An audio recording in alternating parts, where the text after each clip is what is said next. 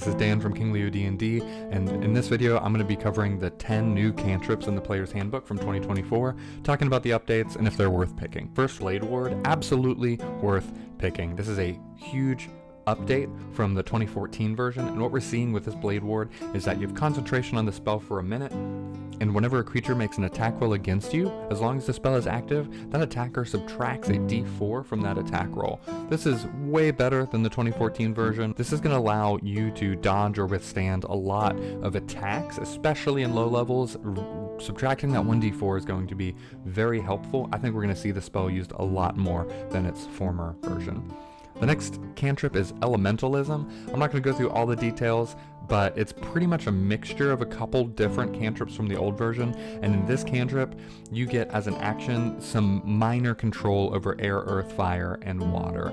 You're able to then kind of manipulate those things in the ways that you would expect wizards or druids to do so, just on a very casual basis. Easy use of earth or air. You're creating embers, you're creating a slight burst of air, you're spraying a mist, things like that. The third cantrip in this book is Friends, and this is extremely similar to the old version. They didn't really update this. They just did a couple of maybe wording updates and clarity of language, where you are charming a person, and while that person is charmed, they can't harm you, and you have advantage on social checks with them. The next one is Mind Sliver. So this is an action in a range of about 60 feet, and your opponent is going to make an intelligence saving throw. And then they take 1d6 psychic damage, and then subtract 1d4 from their next saving throw that it makes before the end of your turn. So great disruptive but damaging cantrip here.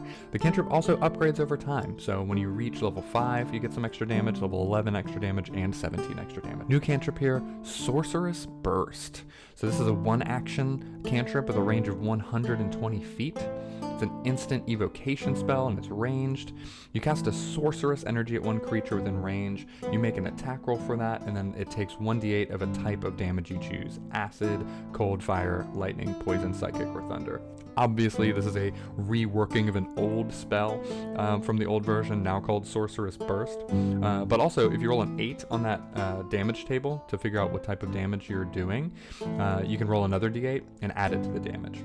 So when you cast a spell, the maximum number of these d8s that you can add to the spell's damage equals your spellcasting ability modifier. Really cool update to this spell, allowing you to even stack damage on this with more types of damage.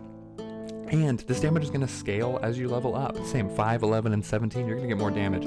I love in this book that they are making cantrips develop over time and making them a little bit more robust. Our next cantrip is Starry Wisp. One action, 60-foot range, evocation spell.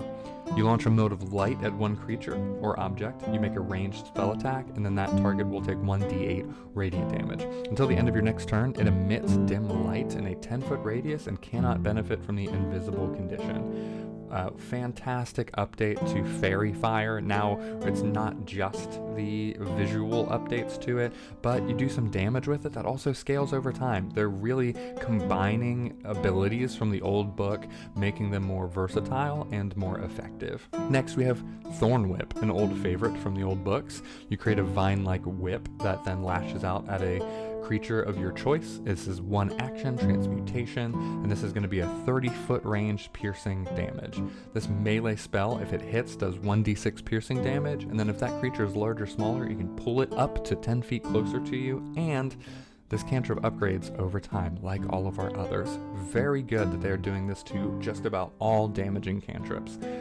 At level 5, 11, and 17, you continue to add damage dice to this spell. Next we have Thunderclap, an old favorite. Love using Thunderclap. 5-foot range around you, one action. All of these targets make a con save, or they're going to be taking thunder damage. Of course, this makes a loud roar that can be heard 100 feet away, and again, cantrip upgrade. Loving that all of these are going to develop over time. You no longer are going to just outrank cantrips as you gain new spells. Cantrips are going to level up with our spellcasters. Next one is Toll the Dead. 1 action, 60 foot, instantaneous necromancy spell. Opponents are going to make a wisdom save, and just like we saw in the old version from this wisdom save, if they have full health, they're going to take 1d8 necrotic. If they're missing any hit points, it's instead going to take 1d12 necrotic damage that upgrades over time. 2d8 or 2d12 at 5, 3d8 or 3d12 at 11, 4d8 or 4d12 at 17. Our last cantrip is Word of Radiance. 1 action, target self, 5 foot range around, instantaneous evocation. Opponents are going to make a constitution saving throw. Each creature of your choice that can see it within that range must make a con save or take a d6 radiant damage. And then that damage scales. 2d6 at 5, 3d6 at 11, 46 at 17. This burst of radiant energy to any target immediately around you is going to be super helpful, especially the fact that it continues to level up over time. Which of these cantrips are you excited to use?